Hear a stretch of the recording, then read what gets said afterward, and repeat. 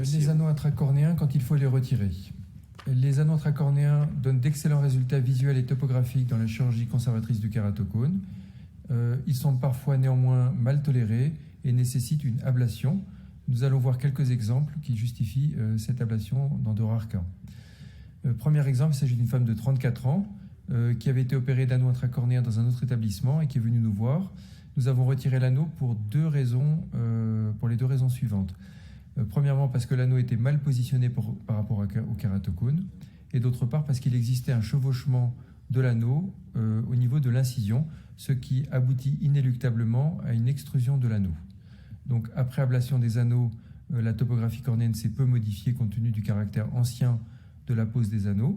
Nous avons ensuite posé de nouveaux anneaux 120 degrés qui ont permis de mieux régulariser la cornée et mieux faire remonter la meilleure acuité.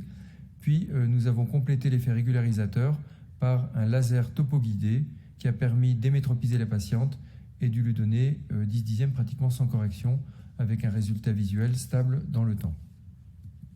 Deuxième exemple, il s'agit d'une patiente qui a bénéficié d'anneaux intracornéens pour corriger un fort astigmatisme.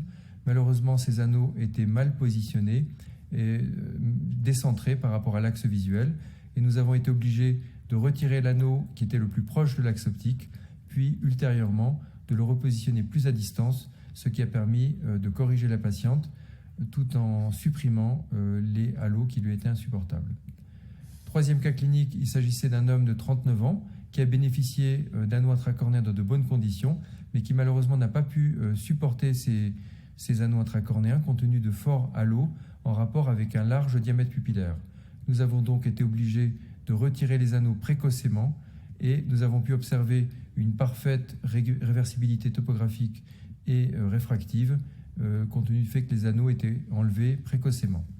Enfin, le dernier exemple est celui d'une jeune patiente qui a bénéficié d'anneaux intracornéens et qui malheureusement a été victime d'une infection fulgurante très précoce qui a justifié l'ablation des anneaux à J4 et qui malheureusement a dû subir une greffe de cornée puis une chirurgie de sa cataracte avec toutefois une récupération visuelle à 5 dixièmes avec -1, -2.